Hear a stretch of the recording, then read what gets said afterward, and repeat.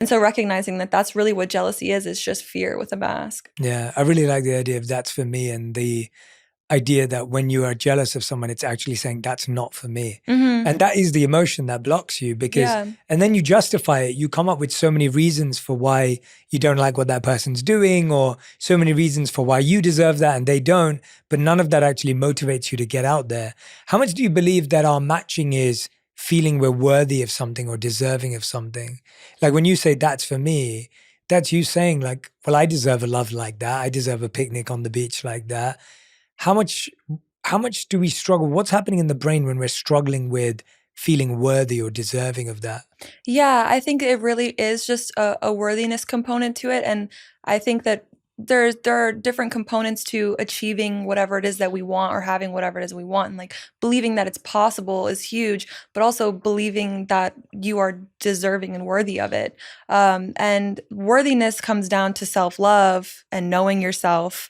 And I think self-love really is one of the biggest components to all of this that we're talking about today, and loving yourself. And loving yourself is about more than just like doing self-love practices. It's also about knowing yourself and knowing who you are, and in the light parts and also in the dark parts, and giving yourself grace and also accepting all that you are and accepting every single piece of yourself. And so when it comes to self-love, of course, there are so many. I mean, the first thing on that, what I would say, is really your self-talk and recognizing like how you're talking to yourself is so important. But I've seen insane shifts in my own life when I have decided that I'm worthy of something. And a lot of times we don't, again, it's sort of that on that same playing field of getting specific about your fears, like getting specific about your limiting beliefs and where you are limiting yourself. And I think that worthiness is a big component to that. And so recognizing that you are worthy of whatever it is that you want is so important. And yeah, I mean, you can, of course, like make a list of all of the reasons why you deserve it and why you are worthy of it. And that's great. But also, like, it really can just be a decision to decide that I am worthy of this. Like, I am worthy of this and I do deserve it.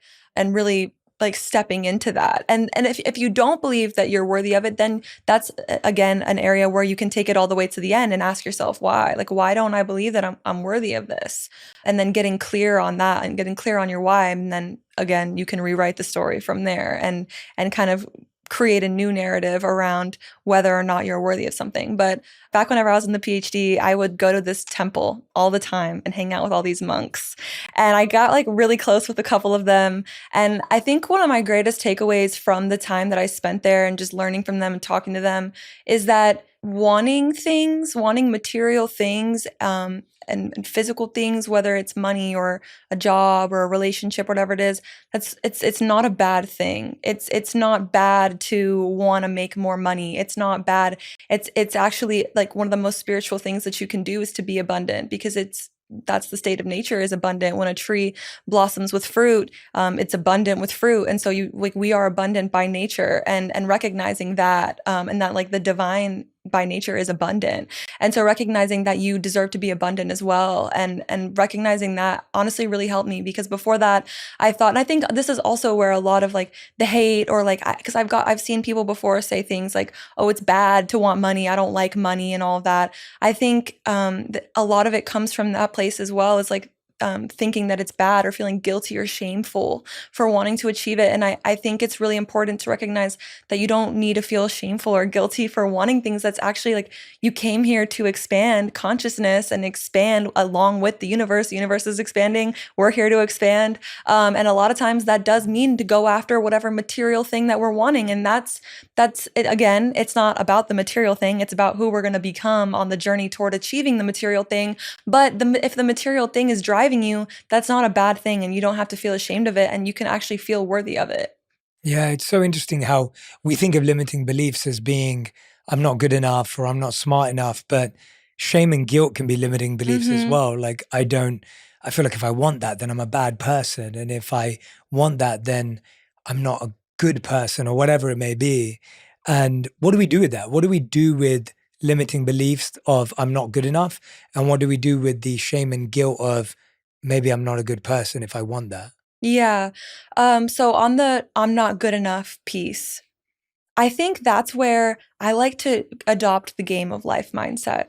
When you make it to a new level of a game, you're good enough to get there because you passed the previous level and you're on this new level. But are you really good enough to play this level yet? Like, no, you haven't learned the way this level works. You haven't learned the ins and outs.